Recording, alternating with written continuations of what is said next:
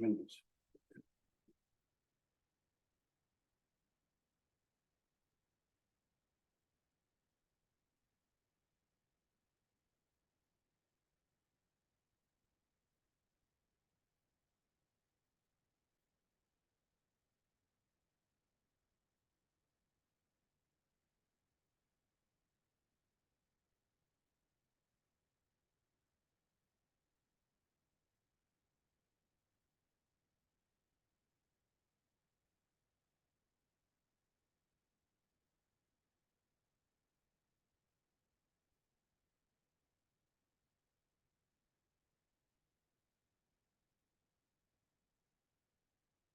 Morning. Morning. Oh, yeah. Good. Drainage?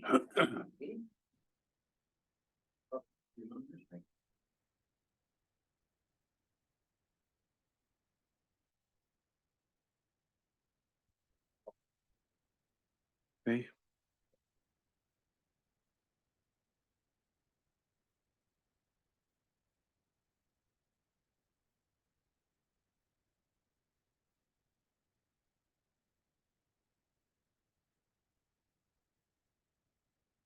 I'm gonna roll in a second.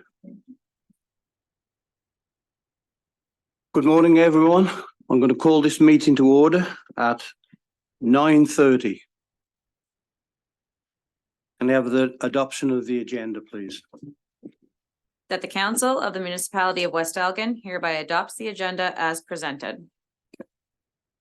A mover, please. Councillor Denning. Moves, seconded. Councillor Tellier. All in favour? It's carried. Disclosure of any pecuniary interest, if not now, at the time. And we go to 4, that's the Drainage Act, the JM Spreet, engineering, meeting to consider the engineering's report. The Clavicle, it's a tongue tire. Claxit drain and the Primac drains. Brandon, could we have a report, please?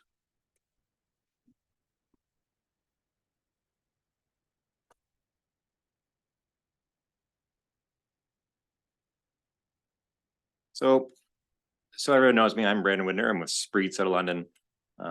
John is the author of the report, but he's just absent today, and I work side by side with John. So the first one we have here is the Clicksite and the Primac drains. This is 2 existing drains that we are combining together.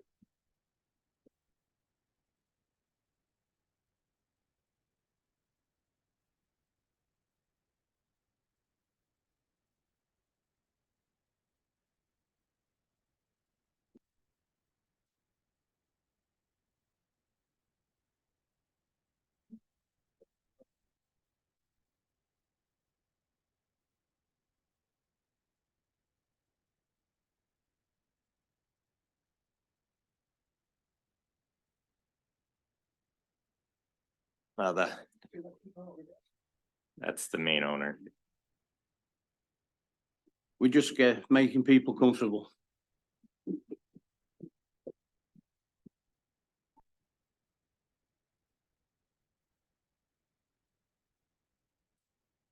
Thank you.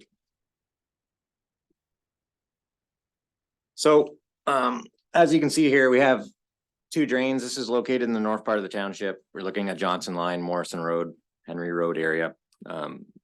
So this is the first drain of 2 in this location. So we have the Clicksite and the Primac. The Clicksite is the main drain in this case. As you see, it starts down at an open ditch and it runs across W. Charlotte Grain's lands. And then it turns essentially 90 degrees and heads towards Henry Road and then runs down Henry Road. That's the Clicksite. The Primac is a drain that essentially goes up and across Johnson Line and then parallels Johnson Line for some county road drainage. So both of these drains are existing drains. One of them was done by our office in 1970. Then again, it was improved or later, that was an improvement to an earlier drain that was done in 61. So what we're looking at here today is There's a couple components. We do have a small portion of drain enclosure at the bottom end. This is down in essentially the bottom end of the Charlotte Grange property, but we will be starting down there of a 21-inch tile. It will then head north, turns into a 16-inch tile and heads towards Henry Road, then goes down Henry Road to provide some catch basin drainage. That's with 10-inch pipe located in the road allowance. The Primac drain is, again, it's a 16-inch tile up and across the road and then a 10-inch tile down the road.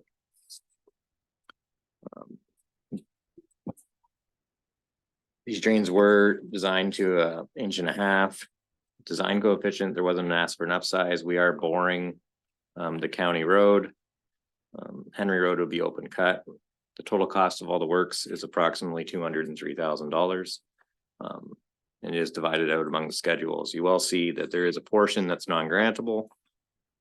If you look on the assessment for construction, that is the cost for the enclosure in the Charlotte Grange property.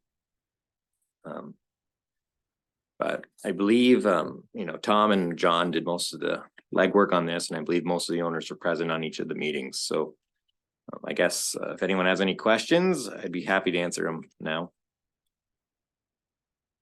Any questions? Seeing none? Any on the screen? Do we go straight to recommendation, please? That the council of the municipality of West Elgin hereby receives the engineer's report as prepared and presented by Mr. J.M. Spreed, professional engineer, and that the council authorize staff to initiate the tender process if required for the reconstruction to the municipal drain known as the Clicksite drain and the Primac drains to be considered by council following the quarter revision, and that council consider the provisional bylaw number 2023-54 as presented in the bylaw portion of the agenda for the first and second reading. Mover, please. Councillor Nevakis. Seconded, Teresa Tellier. Councillor. All in favour? It's carried. Okay, we move on to 4.2. J.M. Spreed Engineering Meeting, consider engineering report, East Lake Drain. Brandon, please. What I thought. All right, so East Lake Drain. Plans on the screen. This was a request by Mike Miller to do an enclosure across his lands. This is located on the westerly side of the township and it borders into Chatham-Kent. So we have a single request here. It was to backfill the existing ditch. This again is an existing drain. So what you're seeing is a proposal to enclose the ditch with a 24-inch pipe. There is then some ditch work downstream in Chatham-Kent. Both road crossings under McPherson Road and McDonald Line will also need to be replaced at that time. They're both in due a replacement anyhow. But that's also included in this work. So this is a little bit smaller project. The total cost is $125,000, but it's only divided up among the roads and Mike Miller. There is some allowances going to a resident in Chatham-Kent for a work on their property. The other owners on the drain that are involved are here because we did update the maintenance schedule at that time as well to take in consideration the new work. So that's what's being proposed. It's a pretty straightforward project. One owner is involved. The ditch will be backfilled. We have the permitting in place. So if anyone has any questions, I'd be happy to answer them. Questions from the floor? I have a question. Yep. Why do we get a package saying that we're gonna be involved in the cost when now that he was saying that Miller's paying for it? Because we're kind of confused on our presentation package that we got. Okay. Brandon, I don't know whether you can answer that one. Well, I guess the first question is, what is your name? Mesenberg. Oh, so I'm not involved very much, but like we were, as neighbors, we were discussing it and we're just saying, we're trying to figure this out because we're new to the drainage. Seeing that our husbands are gone and and we have to learn the protocol of it. But it's just that we presumed from the write-up that we were gonna be charged. Well, you're not charged under this report. Where you're involved is everybody in the watershed is involved with future maintenance of the works. This was an existing ditch. They were already involved. When we enclose it, we change the rates that future maintenance is done. So in the Mesenberg instance, if this drain is maintained in the future, say it needs work, they're responsible for, in this case, 0.8% of the future maintenance costs for that property. Most of the cost is again on the Miller property because it's their pipe, but you were already involved in the old report. This is just updating it. Essentially, we're lessening your future maintenance responsibility. Does that answer your question fully? Okay, thank you. How are the maintenance costs rolled in now? Your proposed maintenance costs. Well, it's a future maintenance cost. So say 20 years down the road, something goes wrong with the pipe and it, there's a blowout and say $3,000 is spent. That's how that money is divided up. That will be billed a time of repair then, correct? Yes. What would that be the difference from was to what? Again, it's going to be different for each person. This is an existing open ditches in this area. And there's the drainage superintendent is here, but these are typically maintained every 5 to 10 years and you guys are responsible for some costs. So now we have an enclosure with pipe. Most likely you won't see any maintenance costs in the next 20 to 25 years. Okay, I have a question. Please. As far as the closing in of that portion of it. Any cost to us for that on that Mesenberg farm?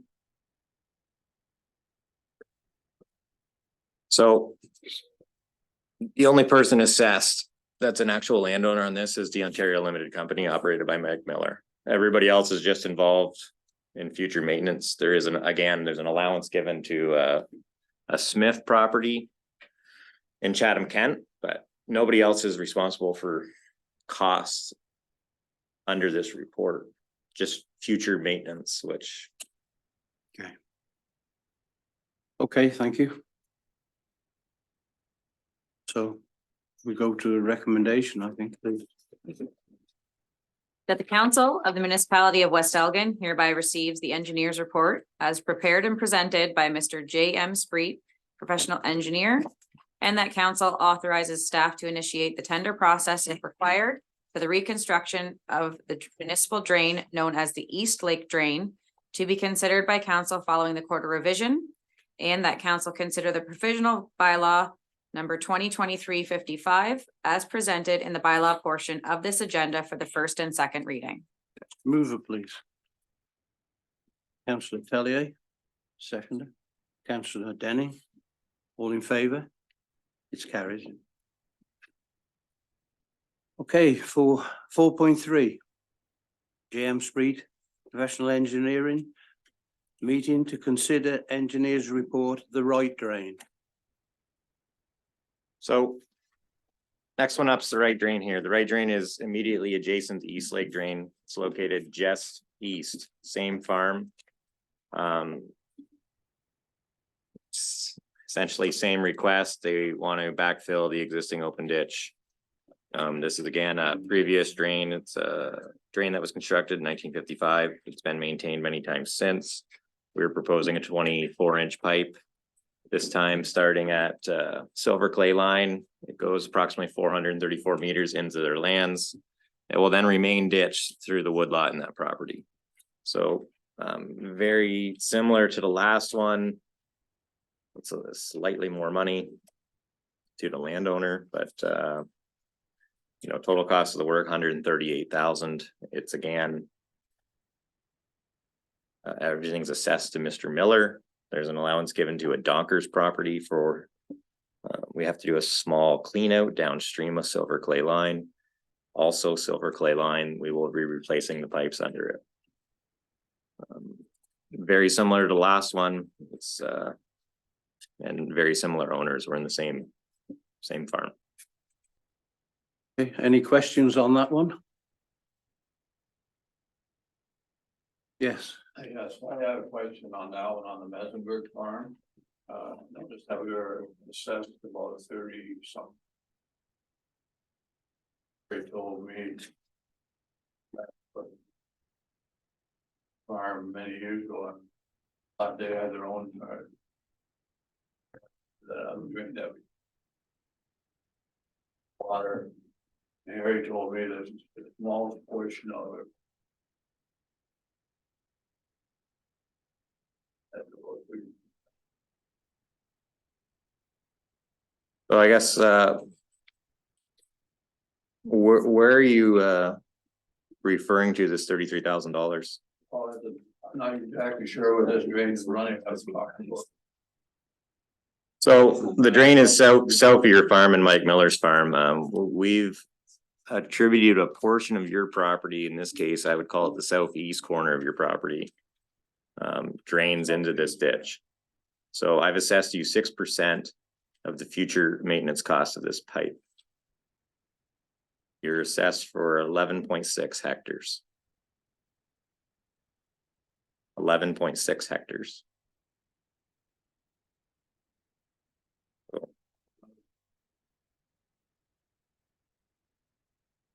So it either goes into this drain or it goes in the East Lake drain, which we just did.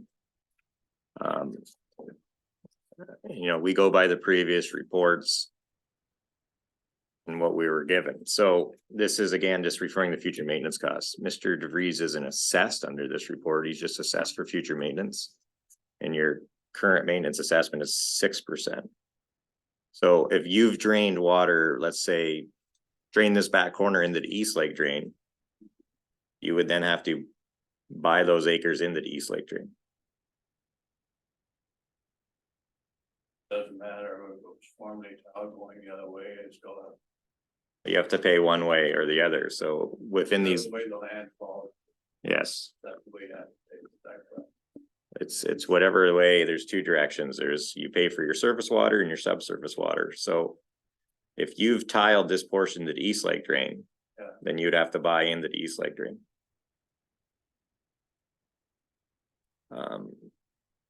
Again, we're dealing with two enclosures here where we're just dealing with future maintenance assessments. It wouldn't change it very much at all if it was tiled a little bit one way, a little bit the other. Again, most of this cost is not only is it all assessed to Mike Miller, he's paying the brunt of the future maintenance costs as well. okay. Does that answer your question? Yeah, that does answer the question. Okay. It's Thank you. an awful lot of money for water. I understand that it's going that way that you're telling me that. Well, you have to pay your share. So if we assess, say, 25 acres into this drain, you're gonna have the remainder of the farm go to the East Lake drain. Okay, thank you very much. Can I have the recommendation, please? That the council of the municipality of West Elgin hereby receives the engineer's report as prepared and presented by Mr. J.M. Spreet, professional engineer, and that council authorizes staff to initiate the tender process if required for the reconstruction of the municipal drain known as the right drain to be considered by council following the quarter revision, and that council consider the provisional bylaw number 2023-56 as presented in the bylaw portion of this agenda for the first and second reading. Okay, move please. Councillor Denning, seconder. Michelle Navakis. All in favour? Carried. The next is 4.4. J.M. Spreet, professional engineer, meeting to consider engineer's report, Stricker drain. Brandon, please. So the Stricker drain is immediately beside the Primac and the Click site, same farm. Again, we received a couple of requests here. Main one coming from Charlotte Drains to replace the drain in the property. The drain essentially runs from the same location the click site ends at. It runs straight towards Henry Road, crosses a Haddish property, and then goes into an Olgeson property. Again, this is an existing municipal drain. This is an improvement under section 78. We're proposing an 18-inch tile, essentially up to where branch A is shown, which is where the drain splits. And then there's 2 crossings under Henry Road to serve each of those properties. So again, pretty straightforward one. Total cost of work is $130,500. There's 2 road crossings being proposed, a little bit of clearing. But that's essentially what we have here. There is a fair amount of erosion if you do go down there, and we are trying to correct that by putting an improved outlet structure in. But happy to answer any questions on this one as well. I believe the owners are here. Any questions from the floor? Seeing none. The recommendation, please. That the council of the municipality of West Elgin hereby receives the engineer's report as prepared and presented by Mr. J.M. Spreet, professional engineer, and that council authorizes staff to initiate the tender process if required for the reconstruction of the municipal drain known as the Stricker Drain to be considered by council following the quarter revision, and that council consider the provisional bylaw number 2023-55 as presented, but in the bylaw portion of the agenda for the first and second reading. Mover, please. Councillor Telly. Seconder. Councillor Navakis. All in favour? It's carried. Thank you. I'm going to call this meeting a 5 minutes break.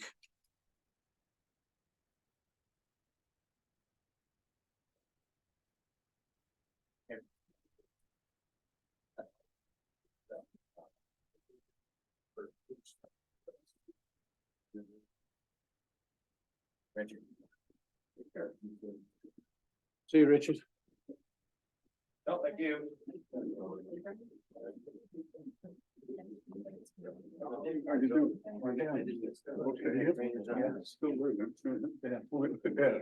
Both of us.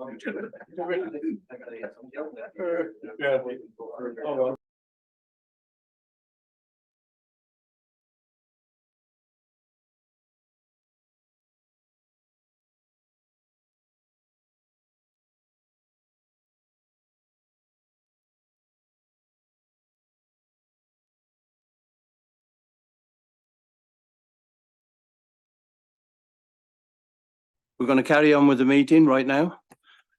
We're going to the public meeting, planning ZBA B-14 9-2023. Recommendation, please. That the council of the municipality of West Elgin proceed into a public meeting pursuant to section 34 of the Planning Act in order to hear an application to rezone property located at 24424 Pioneer Line. Mover, please. Councillor Denning, seconder. Councillor Tellerby. All in favour? It's carried. Can I have the purpose of the public meeting, please? The purpose of the public meeting. The municipality of West Elgin has received the above noted application for lands located on the north side of Pioneer Line between Kerr Road and the west edge of West Lorne. The subject property is designated agricultural by the official plan and zoned general agricultural A1 zone under the West Elgin zoning bylaw. The subject lands are 8.9 hectare, 22 acre in area with frontage along Pioneer Line. The property is currently vacant.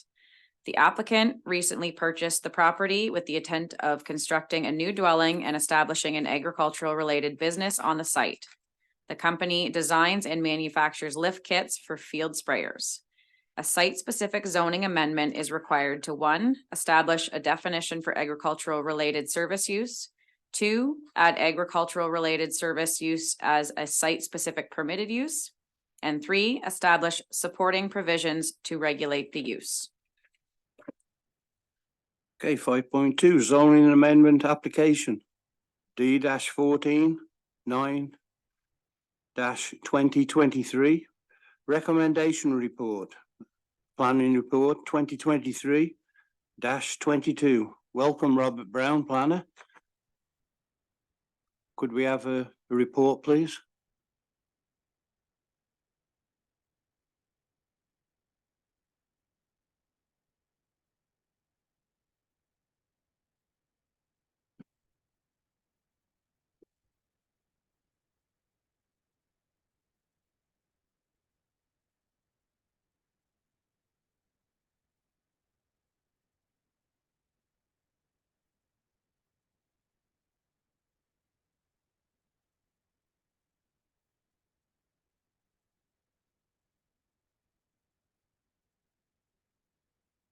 Welcome, Robert. Could we have our report, please? Certainly, Mr. Mayor. Good morning, council. As the clerk outlined, the purpose of the application is a zoning bylaw amendment for the subject property. The individual is setting up their base of operations there, and part of that is an ag-related business. One of the purposes, obviously, for the zoning is, and I did mention this in the report, and is something that I think certainly needs to probably be looked at a little bit, is we have a fairly limited scope of uses that are permitted in agricultural areas, especially on the sort of the ag related, but not necessarily specifically farming uses. I have explored other bylaws that do expand on sort of the as of right permitted uses. This was a good fit, I believe, for the area in consideration of this. This is basically kind of a combination of primarily an farmer establishing an agricultural operation on this property, and just happens to, like many other farmers, have sort of a side business along with the farming to kind of help diversify the overall operation. As mentioned, they've designed a lift kit package for quite often you see the large lifted sprayers. This allows them to actually adjust the height of this equipment in order to spray a wider variety of crops later in the season. Much of the manufacturing process itself is off-site. This is primarily where the parts that are manufactured off-site come in, they're kitted together, and then shipped off to the end user, either directly to the farmer or usually to a local dealership, depending on the brand of sprayer, to be able to install that equipment on that. That doesn't necessarily say that couldn't also occur on the site, but the primary use of this site will still remain as an agricultural parcel. Much of the building will be used for the personal use of the operation, storage of equipment, storage of recreational equipment that they utilize personally, and then a house that will be on the site.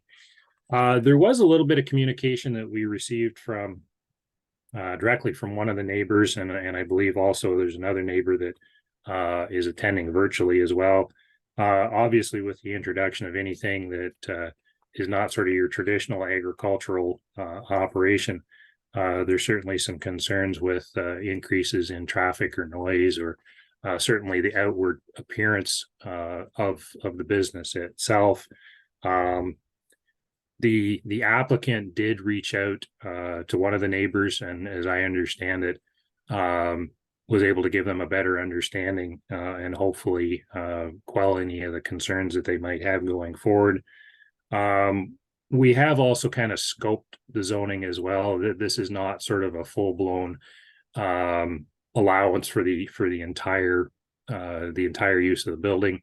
There is an office structure that will be attached to the building for that, but a large percentage of the building will still remain for agricultural or personal use, with just a smaller portion of the business, and we've incorporated that into the zoning bylaw, just to provide a certain extra measure of safeguard for the neighbors, recognizing that this is not currently a permitted use.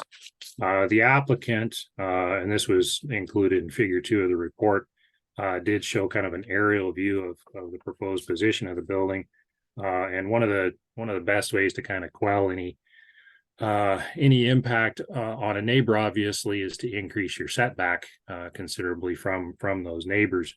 As I noted in the report, the one neighbor to the west is located well in excess of 600 feet away, and then the neighbor to the east is located over 800 feet away from the proposed use. So there is a good buffer between both of the neighbors for both the ongoing agricultural use and the business that's proposed on the site. So unless there's questions from council or members of the public in attendance, that is all I have, Mr. Mayor. Thank you very much.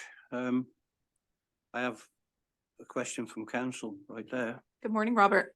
Morning. I went back through some of similar changes in the past, and you had asked for full planning justification reports on some of the other ones we've pushed through. I'm wondering on this one, this report was rather vague, why we aren't asking for a full planning justification report.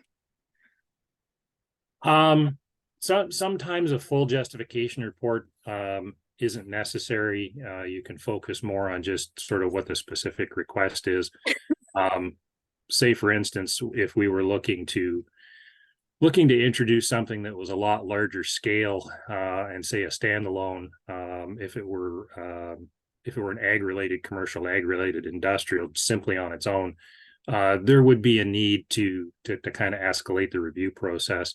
In this particular instance, since the business only represents a small portion of what's going on in the site, I felt sort of a truncated version of a justification report was likely better suited to kind of the scale of the request. So that's kind of the benchmark we try to set for whether you're getting into full-blown justification or just trying to focus on a specific use like is being requested here.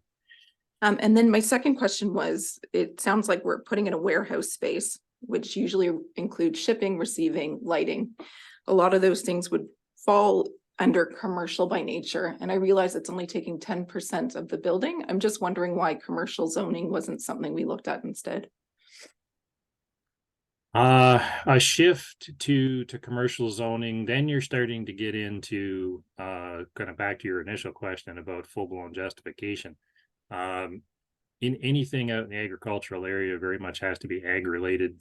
This very much is ag related. It's very specific to, it's actually a very specific agricultural related use. And that's something you would typically leave in an agricultural zone. There is kind of it's somewhat of a similar business, not too far from here across the boundary in Chatham, Kent, that actually manufactures and modifies planting equipment.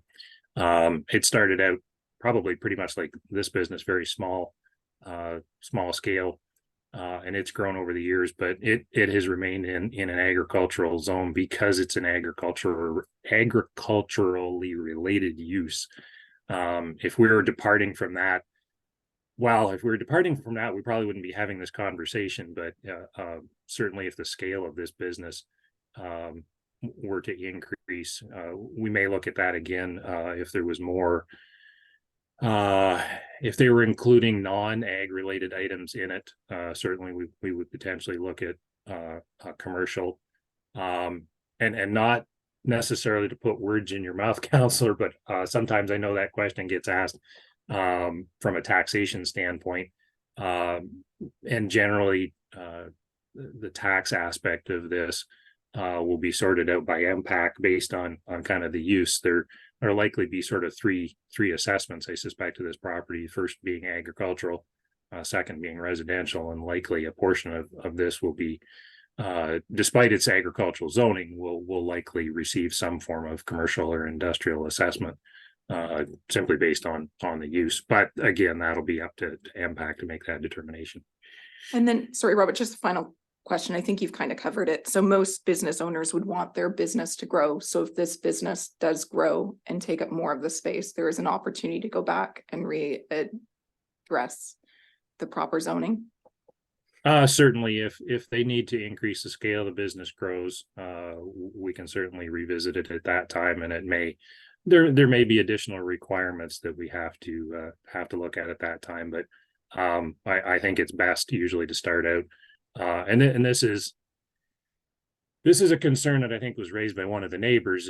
They're not so much concerned about this business, they're concerned about the next business, or they're concerned about the scale of the business escalating, and that's always a concern when you introduce something like this. But yeah, there will continue to be opportunities should the business need to grow in the future, that we'll look at it and make sure that it remains appropriate. Okay, before we go to applicants' comments and public comments, is there any more council comments?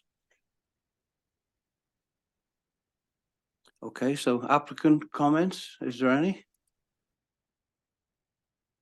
Morning, Council. David French from Story Sandwich Planning, and I represent Mr. Simon Owens. Reviewed Robert's report and concur with the recommendation. I agree with Mr. Brown's comment that going this route allows Mr. Simon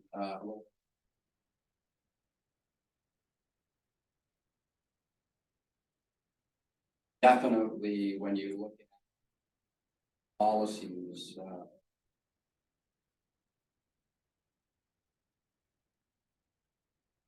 grows to a certain extent.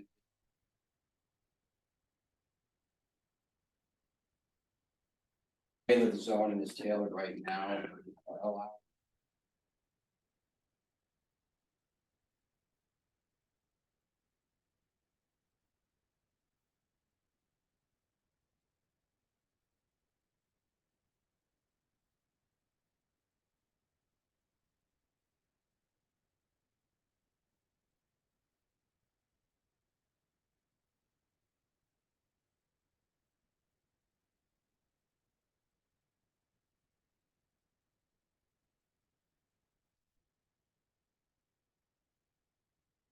Yes, councillor Denny. So through the chair, thank you for that. So then I guess the work that's been done on the site to this point has been speculative in nature, the site prep. Yeah, so again, the current zoning does permit agriculture.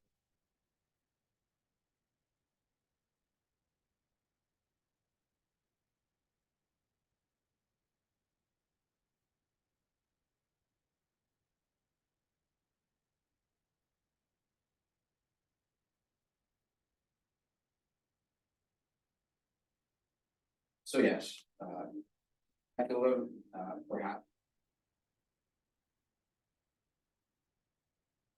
Okay, is there any more comments from anyone? Yes, please. I am the neighbor.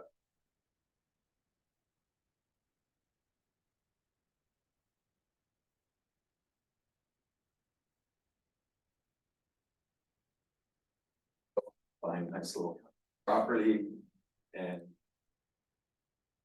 have a real problem, obviously, progress, and I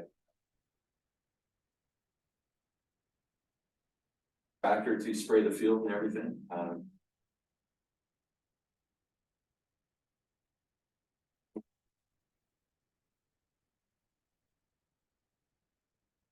Buy my house.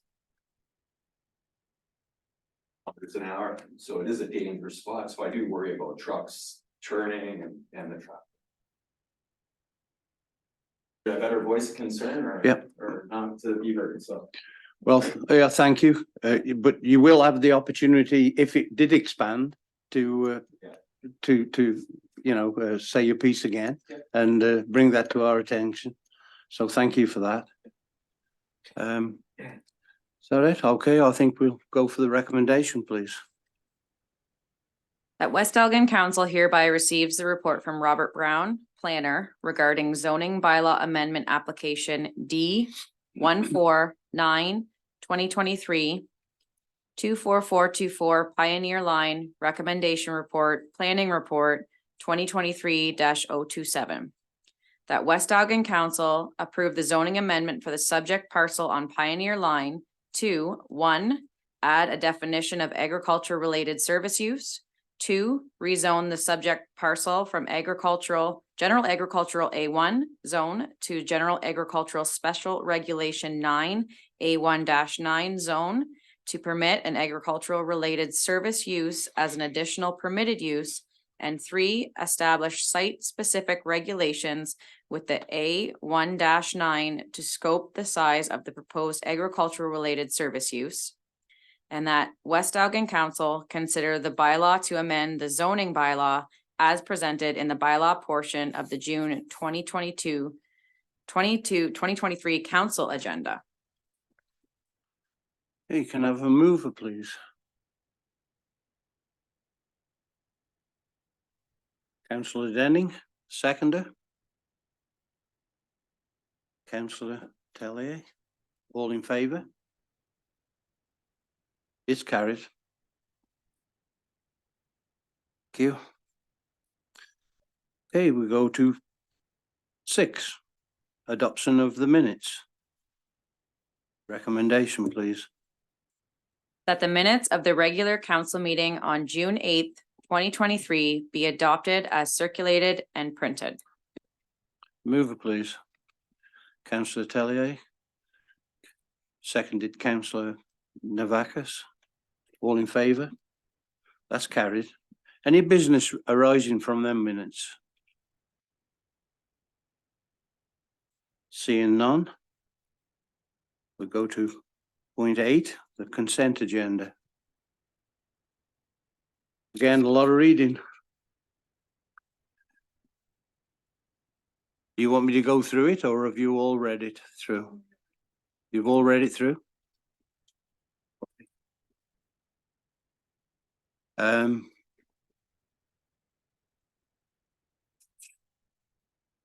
So that takes us right through the Community Schools Alliance. So I need a mover and a seconder for that. So could we have a recommendation, please? That the consent agenda for June 22nd, 2023 be received and filed. Okay, a mover, please. Councillor Navakis. Seconded, Councillor Denning. All in favour? That's carried.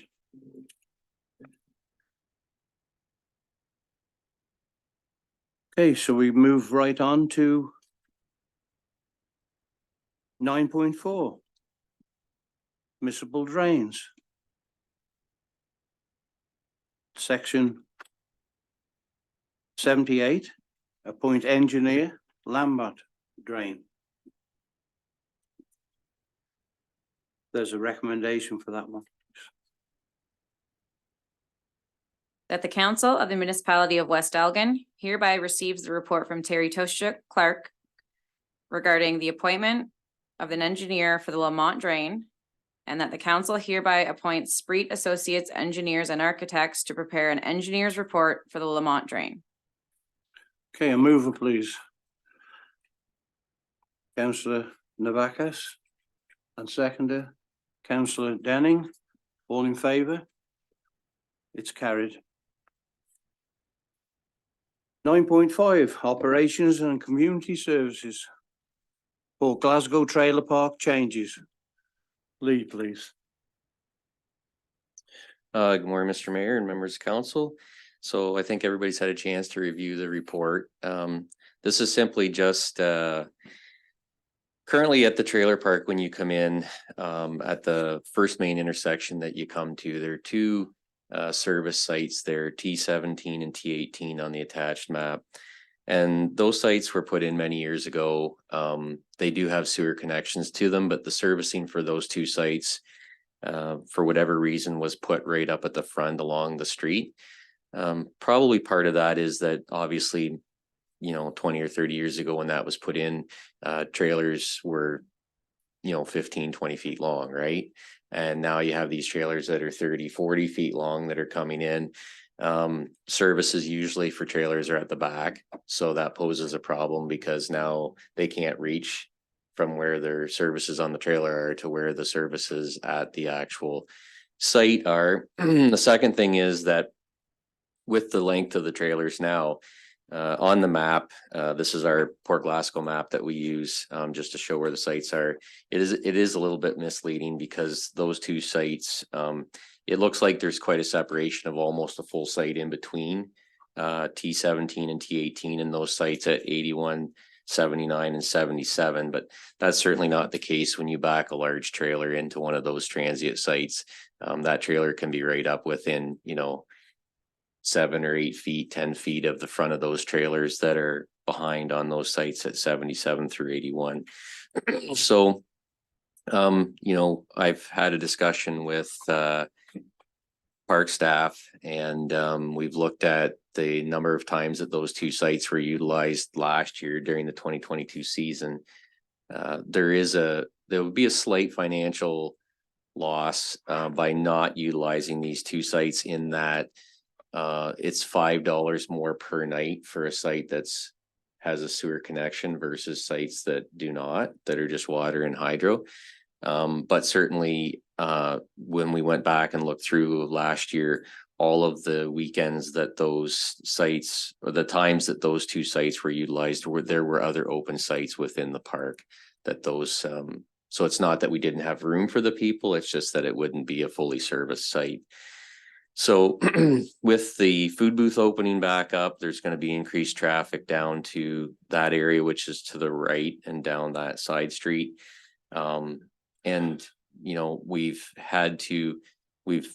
eliminated, or at one time parking was eliminated across that from essentially in front of sites 81 all the way down through 71 along there in that green space, just because when, in the instances where we did have a trailer come into one of those transient sites, if there was anybody parked there, certainly they wouldn't be able to get on that site. So we had to restrict parking in that area. And as you all know, the park is not blessed with parking spaces to begin with.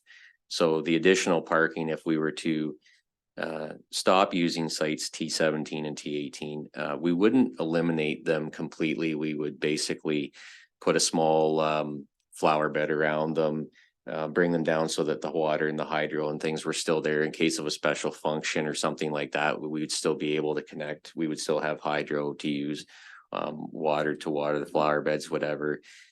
But to stop for now, to stop using those two sites, to renting those two sites out as transient, return that green space to open parking, visitors, residents, is going to give us a little bit more parking space, and it's going to eliminate the concerns that came from sites in that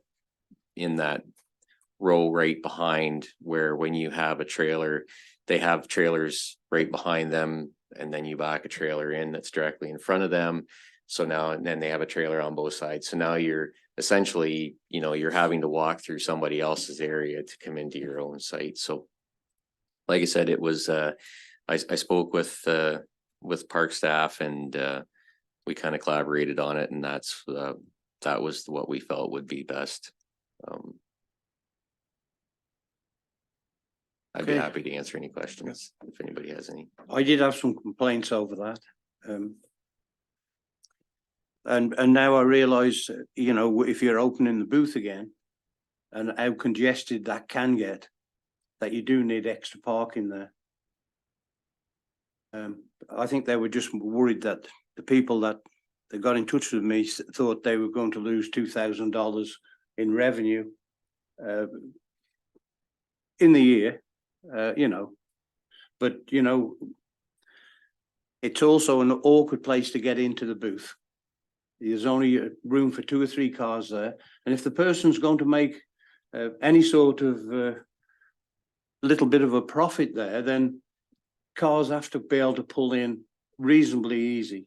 And so I hope there's no complaints if cars do park on them spots while they nip into the booth. So that's all I have to say on that matter. Anyone else? And it, like I said, it will be made very clear that that open space, that green space will be general parking. That is not, we're not, we're not doing this to make parking for those people in those rows of trailers across there. This is a general parking space, which, like I said, the park does not have a lot of, which is, why there's been other things in the past, other rules as far as no utility trailers and things like that within the park grounds, and that's all because of the limited parking, so. Okay, thank you for that report. Can I have the recommendation, please? That West Algon Council hereby receives the report from Lee Gosnell, Manager of Operations and Community Services for information purposes. Okay, can I have a move, please? Yep, Councillor Denning moves, seconded. Councillor Navakis, all in favour? That's carried. So we're going to 9.9, and that's the clerks. An appointment of the deputy mayor for the remainder of the 2022-2026 term of council. So this report is to appoint the office of deputy mayor for the council. On May 25th, council declared the office of the deputy mayor vacant. And by bylaw was required to decide within 60 days of declaring vacancy for the appointment of deputy mayor. So at the regular meeting of council on June 8th, council decided to proceed with the option to appoint an already sitting member of council into the office of deputy mayor once the seat had been declared vacant. So with brief discussion, Councillor Tellier offered her interest in the office of deputy mayor with no objections from other members of council. Was there any other questions or concerns at this time regarding that? See none. Can we have the recommendation then, please?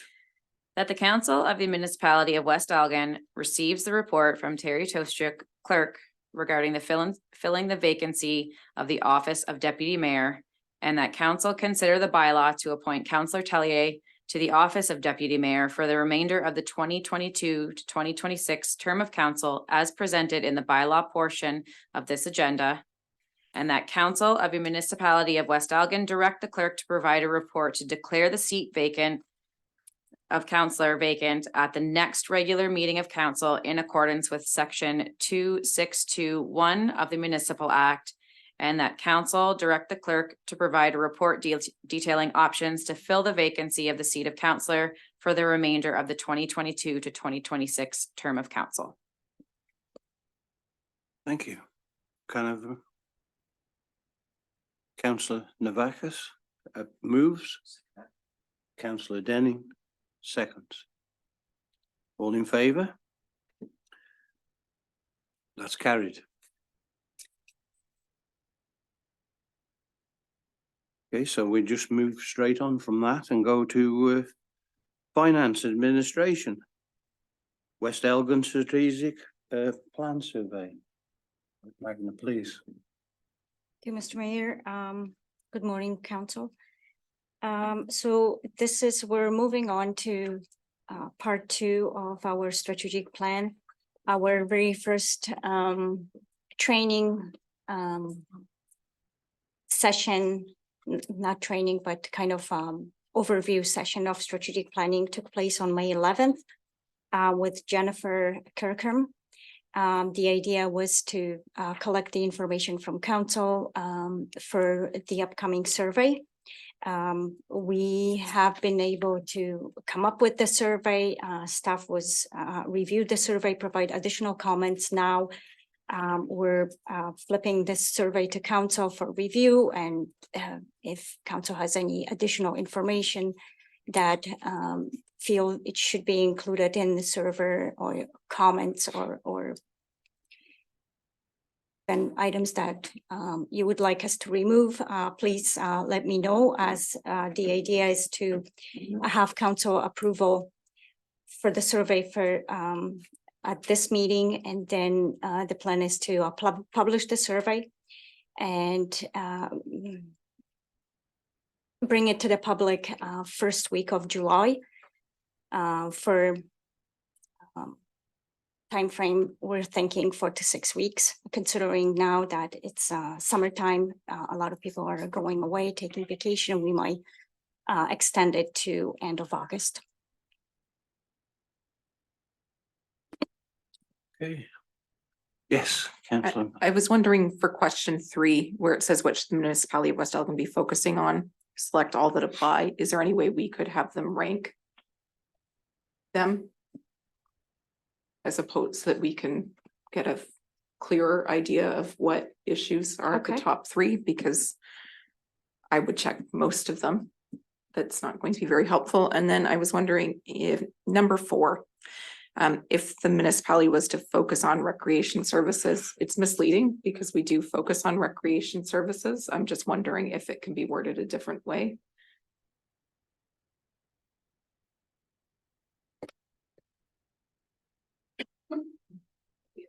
Okay, so perhaps Yeah. leave if the municipality was to focus on recreation services, leave that portion out, and perhaps what would you like to see to happen? It's just that this is implying that we don't do focus on recreation, and we do offer. Expand, yeah. Okay, thank you. Anything else? Yes, please.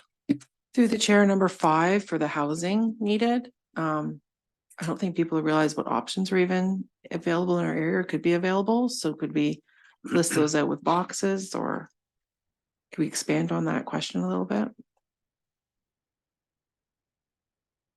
So like the type of housing? Yeah, so seniors housing, rent geared housing with seniors, tiny homes, whatever the housing could be.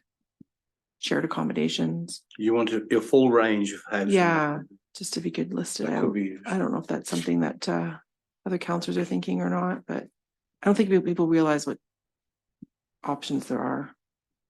Just in speaking with people and I'm on the Housing Coalition, on a lot of seniors things, and I don't think people realize what the options really are.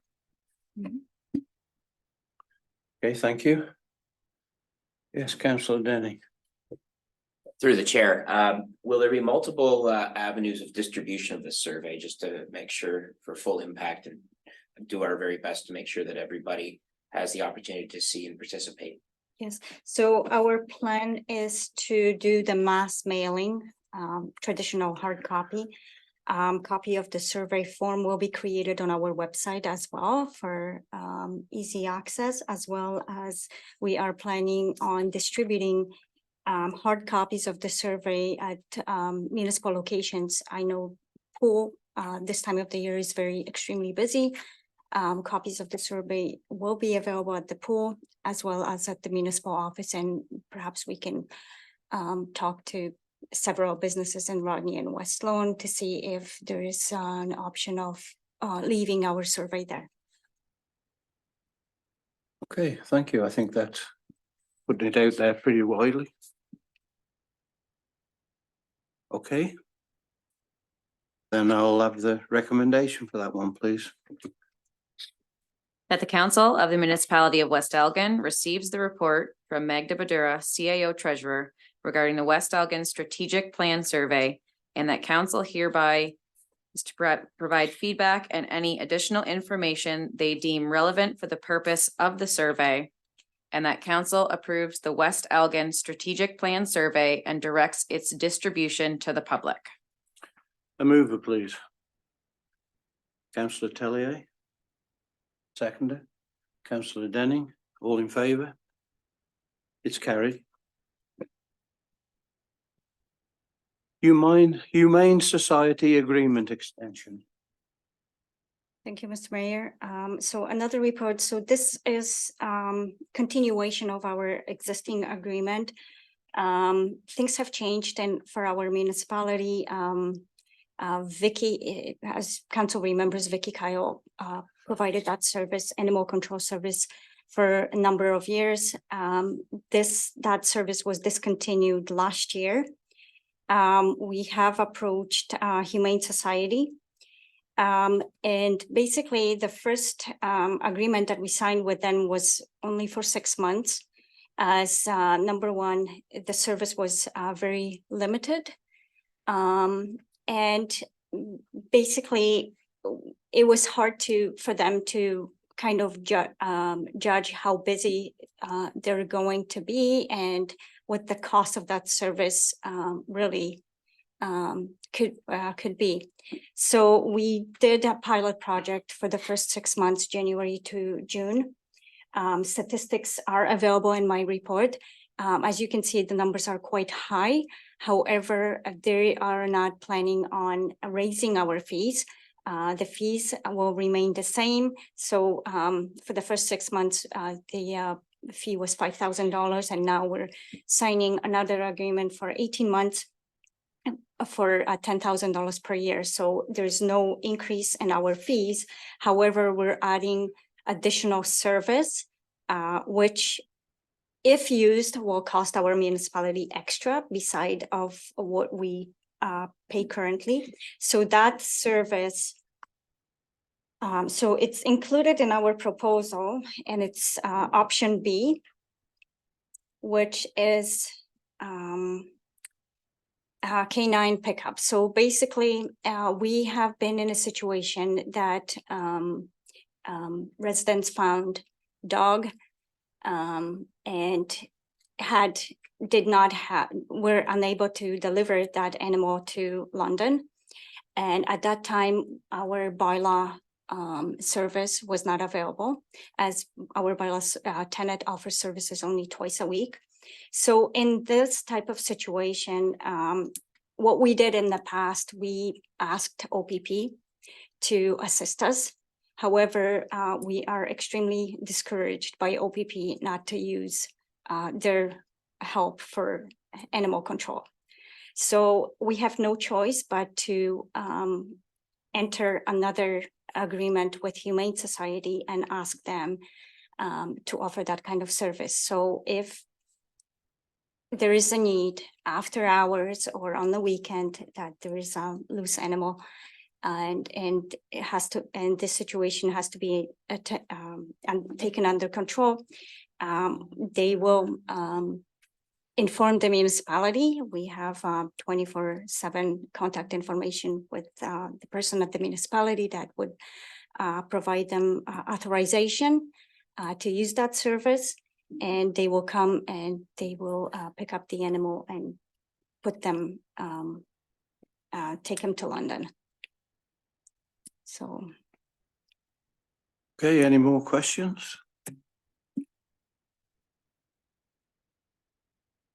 Councillor Denny. Through the chair, thank you. So being heavily discouraged by the OPP not to trouble them with these, I'm guessing that means that in the agreement that we have with the OPP, it does not include those particular services. No, OPP basically was doing us a favor. There's no such thing as animal control in OPP agreement. Thank you. Thank you. Anything else? Well, it's a job that has to be done, so can I have the recommendation, please? That the Council of the Municipality of West Elgin receives the report from Magda Badura, CAO Treasurer, regarding Humane Society Agreement Extension, and that West Elgin Council provides staff with direction to enter into an 18-month agreement with the Humane Society of London and Middlesex under the key terms as outlined in the attached proposal in the amount of $10,000 per year plus applicable taxes. Can I have a mover, please?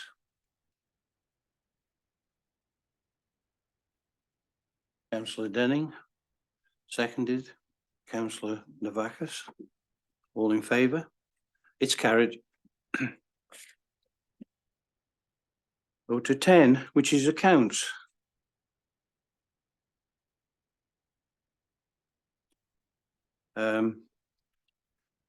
Any questions on accounts at all?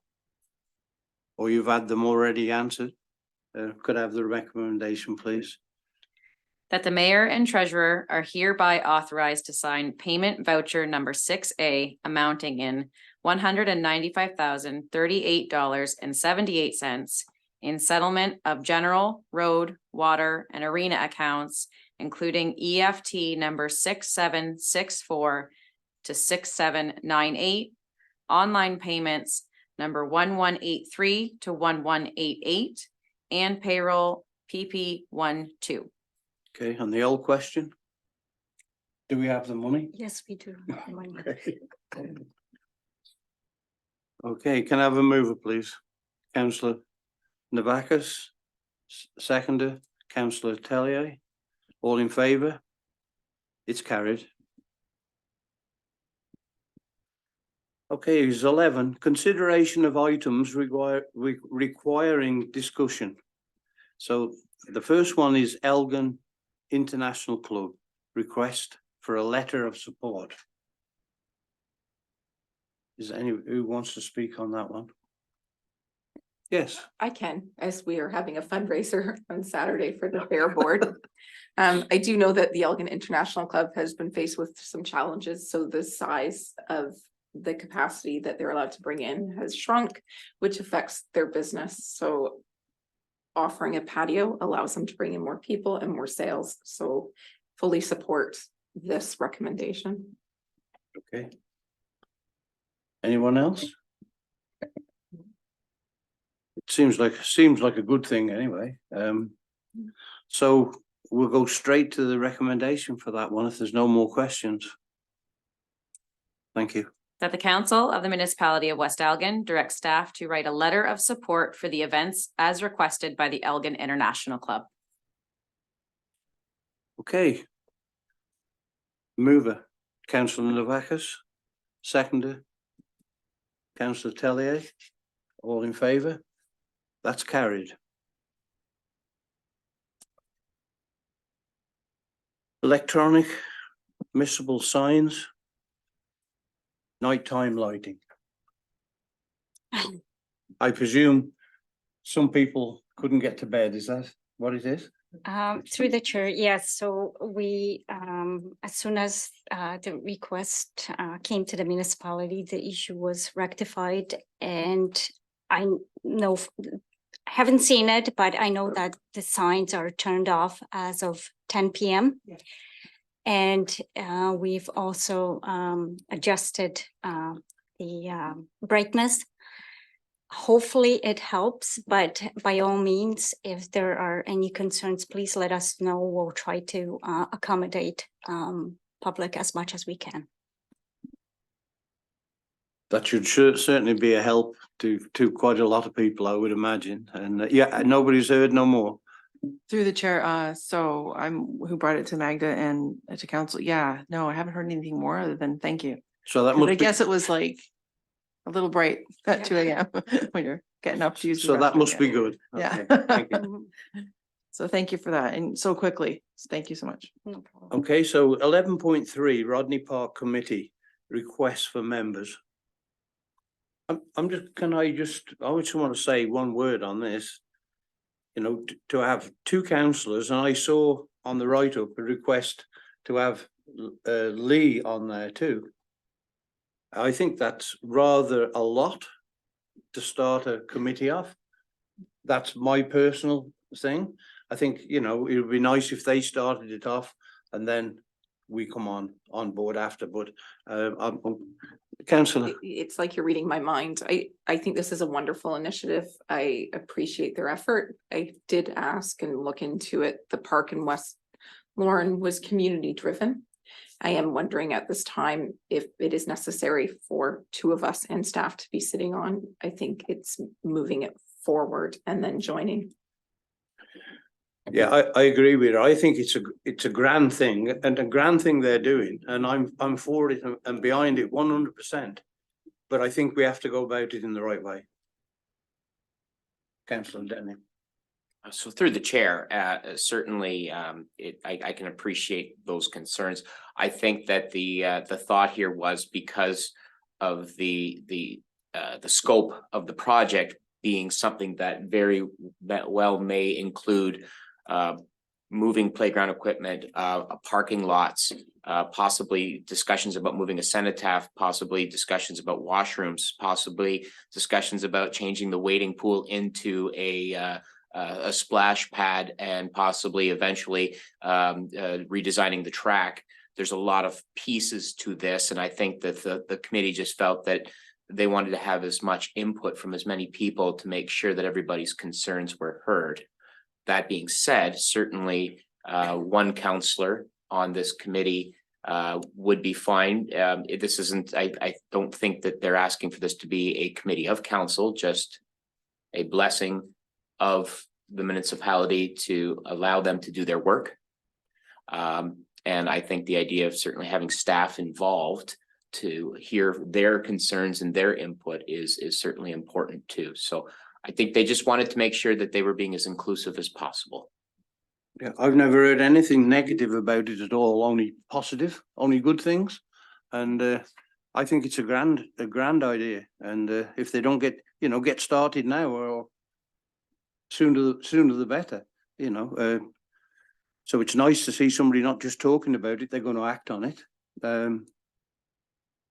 But if they could come up with some sort of plan and then come back to council, or just have one person, as you say, that's up to council to do that. I think through the chair, the whole idea was also infrastructure. Say they wanted to do, I'll just take one of the examples that Councillor Denning brought up. If they wanted to do the splash pad, well, we've always know the infrastructure's under there where the wading pool is, but what does that look like? They need the liaison between the staff, instead of just making a plan and then bringing it to us and then it being debunked because they don't have the information and the inside information that they need to know if that's even possible, and going back and forth like a tennis game. They're just trying to eliminate that by having someone there. Well, they know. I understand what you're saying. They I also understand our point too, though.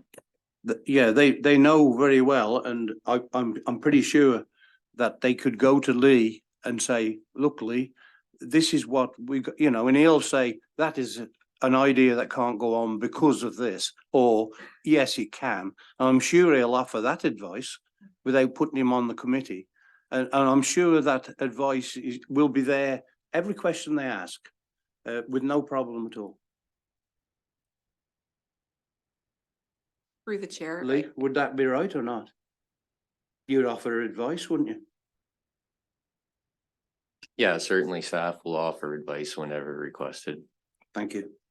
Through the chair, I think that is my main concern, that staff time at the beginning of an idea phase where we don't have funding, idea of where we're getting funding or where we're directing our attention is not something that I think staff should be sitting in on. I think it's great if, as a counselor, someone wants to volunteer for that, but until it's moved forward, there is no need getting staff involved at the beginning, in my opinion. No. Anything else? Through the chair, but by all means, if there are any questions from the committee to the staff, we're here to help. And but as far as attending the meeting, I don't think it's necessary, not at this point. I guess through the chair, just to expand on that quickly, is probably ideas as they come up will require a bit of research from staff in order to provide an answer. It's not that I would be able to sit there at a meeting and say, yes, you can do that, or no, you can't do that. It would be, staff would be just listening to the same ideas as they come up. And then we would have to say, okay, well, we'll take that and we'll go back and we'll do some research and see if that's feasible and what that looks like. And then, provide that information to you at your next meeting kind of thing. Right. So I think that can be done as long as there's communication between the group and staff. That can be done without having staff tied up at that meeting. So if there wants to be a volunteer council on that committee, then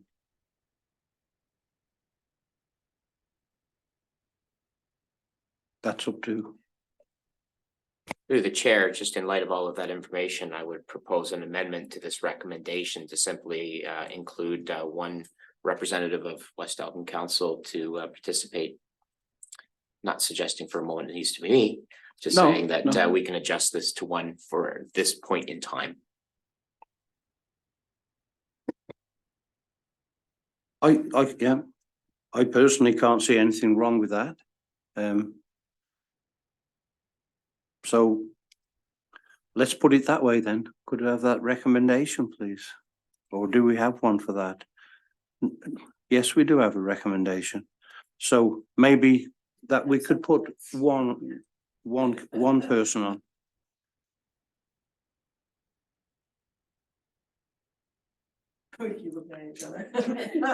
Oh, and like, I'm more than willing to support. I've- So I think it's a great project. I just think that we are so yeah. early. I'm pretty sure that any one of us would be delighted to go on that committee. Yeah, it's just that we don't want two, and we don't want staff tied up. So there's no problem in getting one person on that committee. And through the chair, I will also be bringing a report back to council once we do have a full council, which will outline all of the committees, and a decision can be made as to who would like to go on which committee. So a decision doesn't have to be made right now. For the Rodney Park, we can certainly bring it back to the table once we do have a full council again. Okay, so I suggest then that we bring this back to the future meeting when we're sorting out committees. And we will be putting one on it. Yes, Mayor. Yes, Through the chair, so just, and that's fine, but is it appropriate then to be able to convey a message back to this committee that they have the support of council to begin exploring what the possibilities are? certainly. I haven't seen anything that tells me any other way.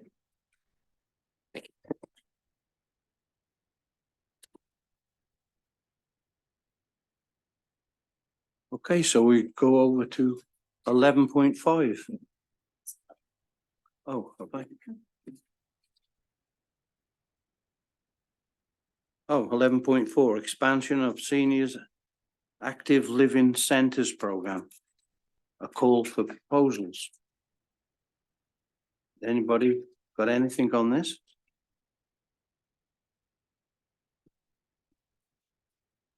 Nobody?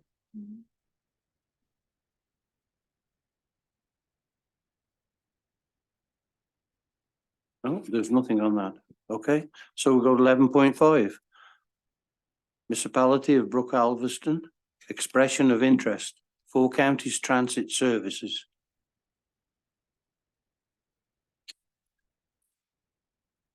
Then it seems like they'd like the service brought out to their municipality. Yes, through the chair, this came just before council meeting, but I was unable to provide in-depth explanation and recommendation to the to council whether this service is even viable option.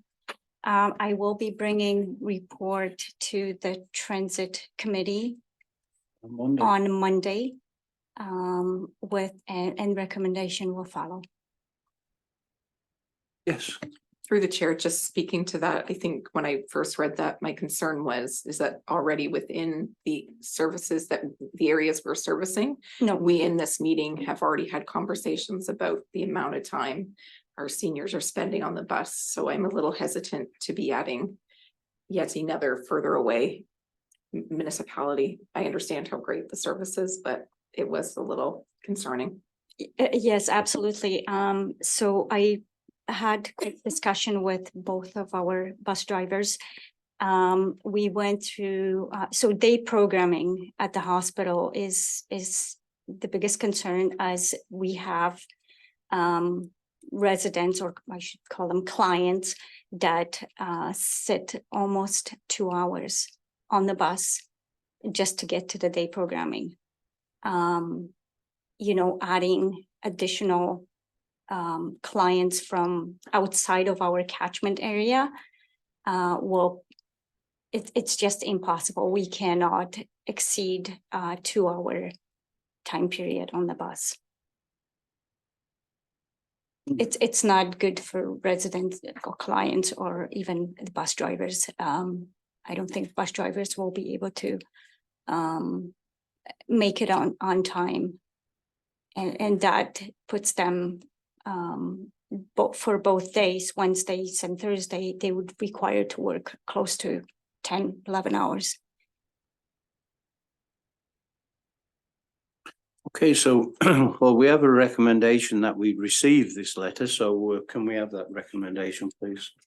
That the council of the municipality of West Algon hereby received the letter dated June 16th, 2023 from Janet Dankers, Clerk Administrator, Municipality of Brook Alvinston, regarding 4 counties transit service. Okay, a mover, please. Councillor Tellier. Seconder, Councillor Navakis. All in favour? That's carried.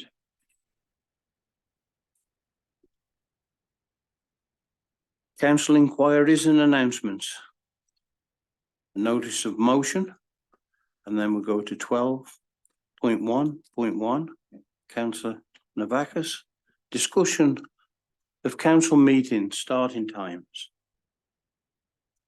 Through the chair, with congratulations to the new deputy mayor, we are coming up on yet another appointment process for councillor seats. I've had the opportunity to talk to a number of members in our community who are incredibly active, who would consider running for council, but we are running into the fact that our meetings are during the day. I think that when we looked at the mayor race, there was also commonality amongst all 4 candidates who put their name forward. They are retired or they own their own businesses. It is impossible for those who work during the day to give their voice to council. And I'm going to use an example of someone we all know, but we have our building inspector who is a councillor in Dutton Dunwich, and he brings incredible expertise and background to that council. He would not be able to sit in our municipality because of the times of the meeting. Teachers, small business owners, hairdressers, some of our largest employers are unable to join us and give their voice to any of our decision-making because of the fact that we have morning meetings. I know that when we were talking about this before, we did say we would wait till we had filled all the seats. My feeling is that making the change to a 4 o'clock or a 5 o'clock meeting before we make the decision would change the candidates we have coming before us to run for council. I think it's important that we start to look at the changing face of our community, and that representation from all aspects of our economy and our community are important. And I feel that the 9 o'clock start time eliminates almost 80% of those who may consider running. I would like us to consider moving meetings to either 4 or 5 o'clock evenings. I've looked at our average meet times. It would mean that most of us would be home by 7 o'clock, 8 o'clock at the latest, which isn't bad, and would allow for some of these people who have voiced interest to put their name forward. Well, we have tried evening meetings before. It never seemed to work, to be honest with you. We have tried that. We also have our new deputy mayor that also works evenings. That's going to cause a problem right off the bat on some evenings, I would imagine. Through the chair, I work midnight, so I work 11 PM to 7 AM. So as long as you don't have them in the middle of the night, you're good. So, yeah. Okay. And further up, if I may I was just jump in trying to there. consider everyone. I appreciate that. Further to what Councillor Vakis has said, before we also had hesitation because of monies involved to have staff here as well. We're the only municipality in anywhere I can think of that has day meetings. I know for Elgin for sure. So if that is a hesitation, it shouldn't be, because everyone else is making it work. So that's something else we should look at as well. I think So- we've got to look at what staff think too, because it's going to affect them dearly. So I'd like to hear from them too. Because not only are you working in the daytime, I don't expect you to carry on an 8-hour day and then come to a council meeting in the evening. But you know, we might have to have time off Lou, and is it going to work? Through the chair, I would just like to clarify, in any business, it would not be that someone would work 8 hours. It's, they're already here for meeting times and then they go back to work.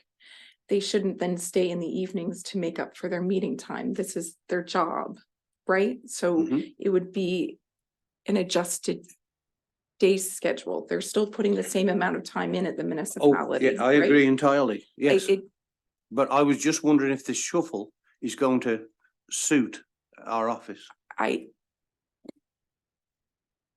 through the chair, and I'm more than willing to listen to staff, and I understand when we are talking about democracy and participation in our community, we are the only municipality currently that is doing daytime meetings. Staff is incredibly valuable and we would never want to add more to that. But as a council, our job is to be representing the people in our community the best and making sure that all voices are being heard. So if I'm hearing from people in the community that they aren't able and want to participate in the political process of our community, then I think we have to kind of make it work.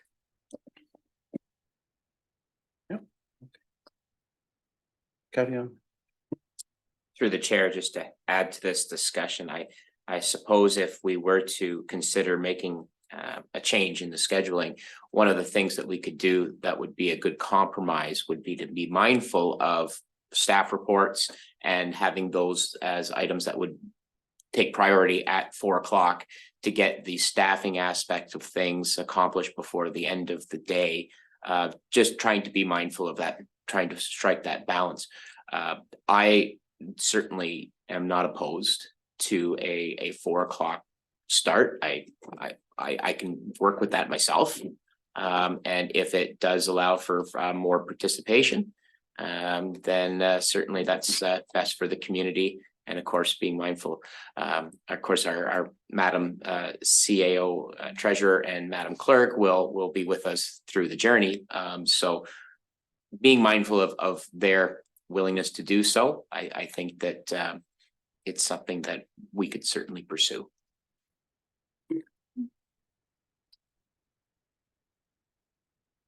Through the chair, as from the staff perspective, I mean, it's certainly council decision and we are able to accommodate a council meeting and kind of incorporate them in our work schedule.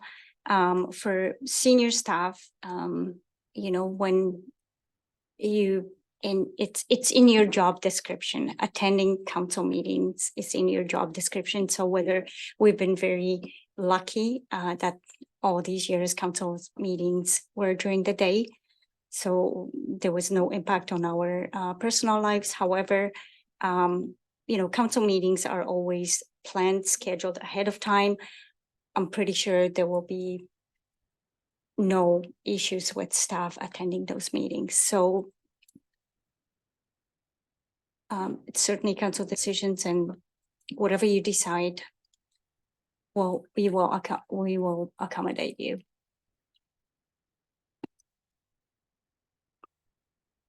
Okay, yes. Through the chair, also, our council meetings are 25 times a year.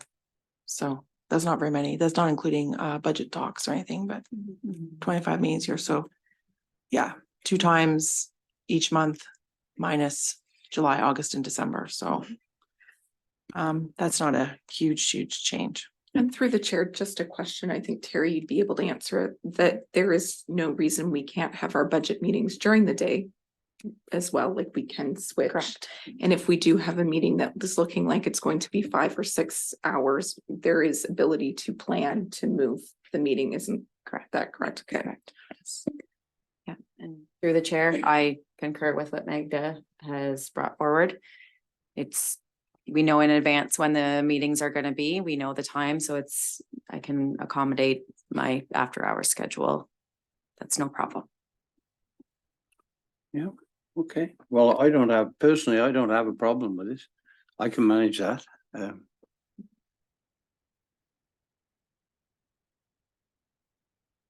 So just to kind of circle back, Councillor Novakis's thought was that this is an issue that we should put to bed before the process of appointing a new councillor so that there's an understanding of what the expectations are. Mhm.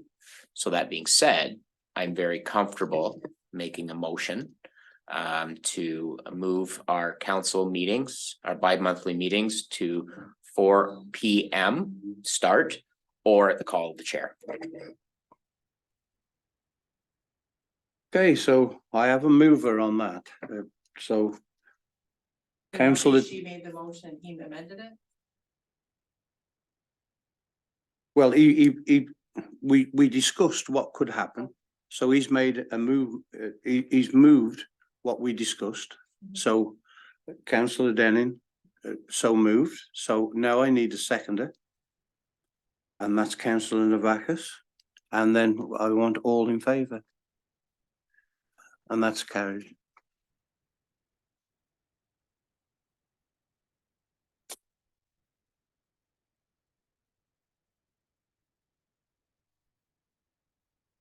Okay, so is anybody okay, or does it, people need a break? Okay, we carry on through? Yep. Okay, we'll carry on. That takes us to matters of urgency. Seeing none. That's why I asked. And we go to bylaws. Bylaw 2023-53 ZBA D-14 9-2023. Recommendation, please.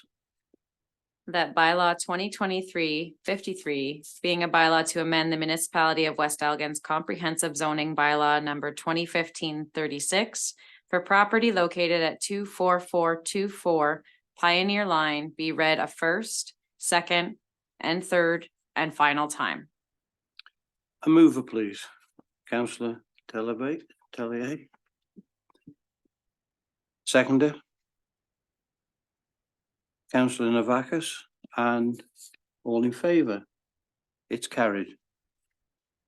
13.2 bylaw 2023-54 drainage works. We got that funny name again, Clexi drain and the Primac drains. Recommendation, please. That bylaw 2023-54, being a bylaw to provide for drainage works for the Clixay drain and the Primac drains in the municipality of West Elgin, be read a first and second time and provisionally adopted. Mover, please. Councillor Denning. Seconded. Councillor Tellier. All in favour? That's carried. 13.3 bylaw 2023-55 drainage works East Lake drain. Recommendation, please.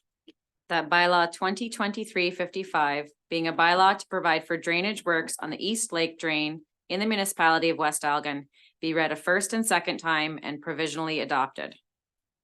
Okay, mover, please. Councillor Tellier.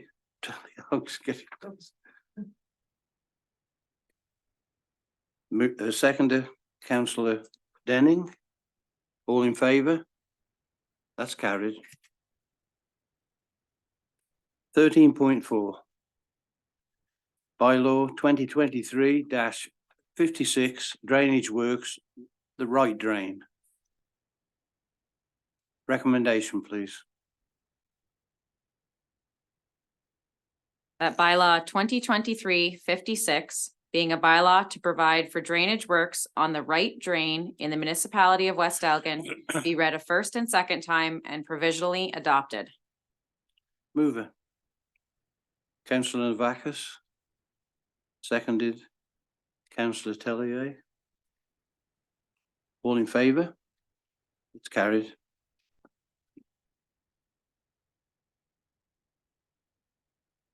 (13.5) bylaw 2023-57 drainage works, Stricker drain. Recommendation, please. That bylaw 2023-57, being a bylaw to provide for drainage works on the Stricker drain in the municipality of West Elgin, be read a first and second time and provisionally adopted. Mover, please. Councillor Denning. Seconded. Councillor Tellier. All in favor? It's carried. Your name's Bob. Yeah, okay. It'd be easier. Yeah. 13.6.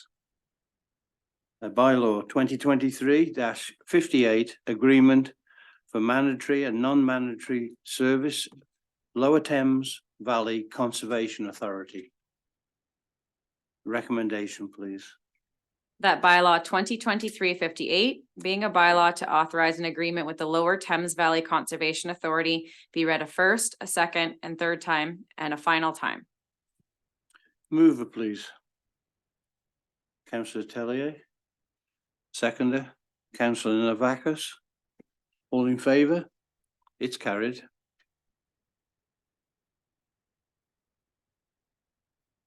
(13.7) Bylaw 2023-59 Collective Agreement Canadian Union of Public Employees, CUPE, Local 35.8. Recommendation, please. That bylaw 2023-59, being a bylaw to authorize an agreement with Canadian Union of Public Employees, QP Local 35.8, be read a first, second, third, and final time. Okay. A mover, please. Councillor Navakis. Seconded. Councillor Denning. All in favour? It's carried. Bylaw 2023-60, appointment of deputy mayor. Recommendation, please. That bylaw 2023-60, being a bylaw to provide for the appointment of a person in the office of deputy mayor, be read a first, second, third, and final time. Mover, please. Councillor Navakis. Seconded. Councillor Denning. All in favour? That's carried. Now, And at this time, we will have Councillor Tellier read the declaration of office.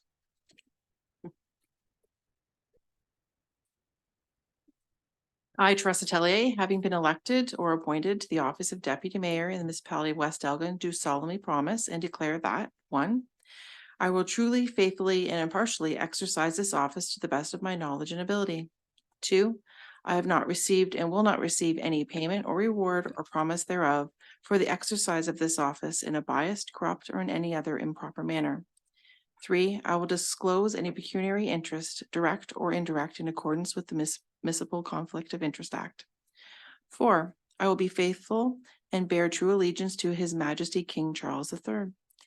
I make this solemn promise and declaration conscientiously believing it to be true and knowing that it is of the same force and effect as if made under oath.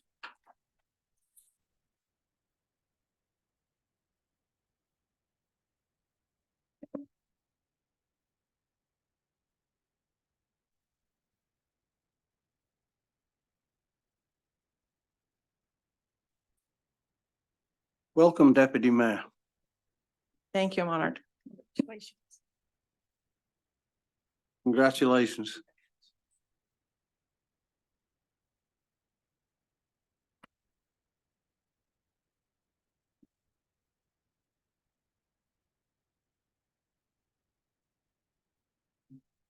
And we're going to move on to 14, bylaw 2023-61, confirming bylaw. Recommendation, please. That bylaw 2023-61, being a bylaw to confirm the proceedings of the regular meeting of council held on June 22nd, 2023, be read a first, second, a third, and final time. Mover, please. Deputy Mayor Tellier. Seconder. Councillor Denning. All in favour? It's carried. Adjournment. A recommendation, please. That the council meeting of the municipality of West Elgin hereby adjourn at 11:12 a.m. to meet again at, I'm going with 4 o'clock. 4 p.m. on Thursday, June 20th. or wait, July 20th. 2023, or at the call of the chair. Okay. Councillor, no, Deputy Mayor Tellier. And seconder? Councillor Navakis. All in favour? It's carried. We're adjourned. Thank you.